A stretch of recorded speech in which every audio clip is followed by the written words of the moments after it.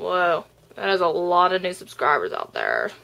Yeah, I know. I was talking about that Rebecca Black song Friday. Oh my god, I hate that song. I know, that's what I said, and everybody agreed with me. Well, I guess this is the real test right here. What do you mean? Well, we're gonna see how many people can sit around and listen to you talk about Panic at the Disco for 10 minutes. Word. 3 years after the release of their sophomore album, Pretty Odd, Panic at the Disco have survived a major split that include their sole lyricist, Ryan Ross. Now, have Brendon, Urie, and Spencer Smith successfully reverted back to an old sound that everybody loved that you could hear on Fevers You Can't Sweat Out? Or have they completely reinvented themselves for Vices and Virtues, the third and latest album from the band? Hey, I'm Jess Paul of WreckedRadio, and let's start with the single that was introduced us to the album, The Ballad of Mona Lisa. The Ballad of Mona Lisa has been discussed many a time on WreckedRadio already, so I'm just going to give a final statement about the song. Lyrically, it's probably the weakest song on the album. It gave me a lot of doubts about Urie's writing, but hearing the other song on the album, that was kind of completely nullified, and I am very happy to say that I am impressed by the writing by the band. Hopefully it wasn't just because I had such low expectations. But besides the lyrics, this set off the sound that was rumored to be brought back into the band from the first album, A Fever You Can't Sweat Out. And you can definitely hear a lot of reverberations from that many years ago, back in 2004-2005, when the band first arrived on the scene. Let's Kill Tonight also kind of reminded us about the old album.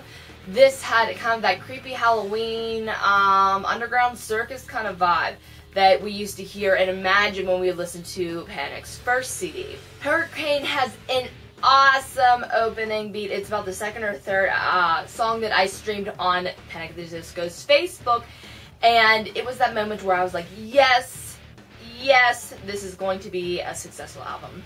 This is one of the best pump-up songs in my opinion, and it is one of the best lyrical songs, including lyrics like, I know that they don't look like me, and you'll dance to anything. Memories was very positive and bright and was one of the first songs on the album that I really thought, Panic, you're really growing up. Trade Mistakes. Ever since the first snippet of the new Panic album came out, which was probably these 30-second clip of Oh Glory on the band's website, we kind of collected, and the band even said that they were going to kind of reflect on the more of The Fever You Can't Sweat Out as opposed to Pretty Odd, and they were going to make an album more like Fever.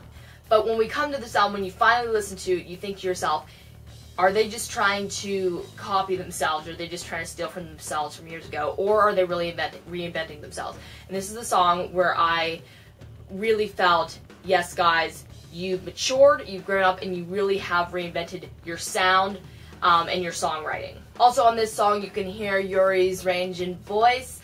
The best, in my opinion, Brendon Urie is one of the best singers in the genre of pop-punk alternative that we focus so much on WreckedRadio. I would love to hear this song live. Ready to Go Get Out of My Mind was a lot of viewers' favorite song, or one of their favorite songs, and including mine, because this song was first introduced to us, actually, among others, in the Overture short film released by Panic at the Disco a couple weeks ago.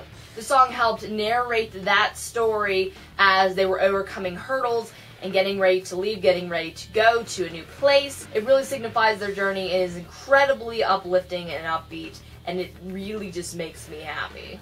Always is a song that, if any were to reflect the essence of Pretty Odd, this one would be it. It has that singer-songwriter vibe and that slow pace, and it even kind of reflects their Beatles influences, pretty prominent in a lot of their music, dating all the way back to their early days.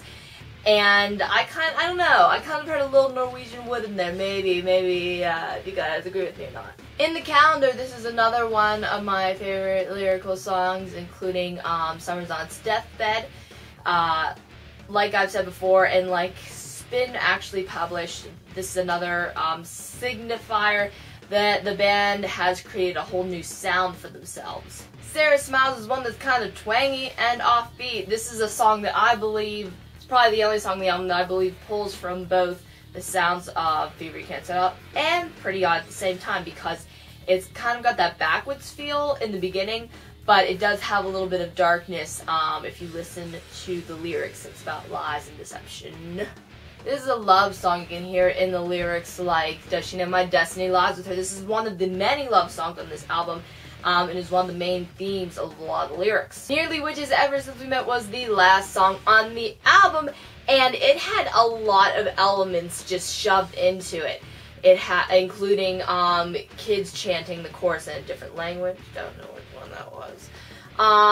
The refrain of Mona Lisa, and the very odd dual pairing of the two songs, Nearly Witches and Ever Since We Met. This is definitely one of my favorite songs on the whole album, but it might be because I was already kind of familiar with it for a couple years now because of the demo that was leaked onto the internet. You can listen to it on WreckedRadio.net, and it was kind of a Halloween-ish song, at least that's how I took it. I'm not sure who actually did write the most of the song. It's missing the chorus from the Nearly Witches demo.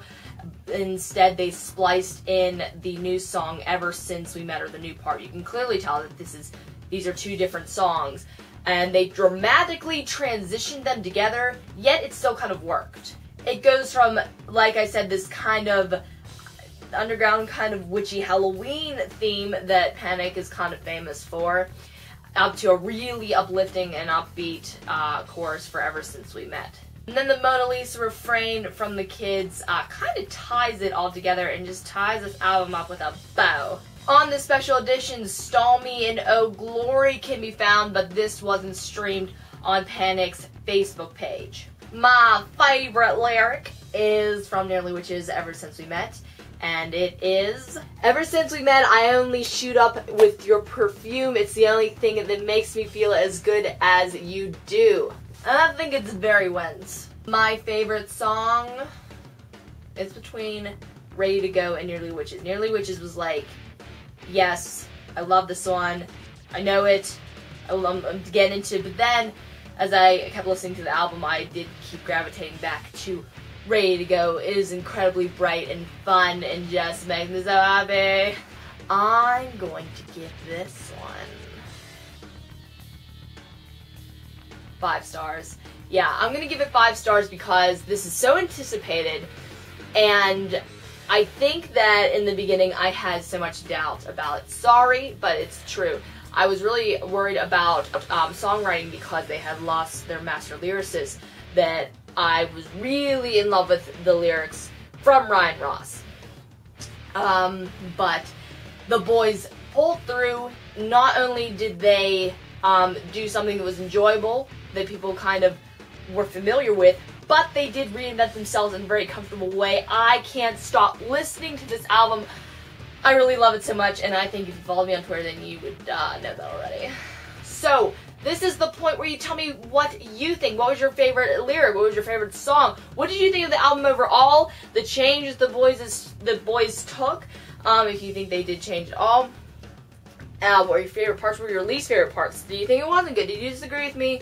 Did you agree with me? I want to hear it all down there, and then you pass this around to your friends like Panic at the Disco and ask them what they think too, if they agree with me. This is Jess Paul of Wrecked Radio, Panic at the Disco fan. Peace, love, rock and roll. You make my life.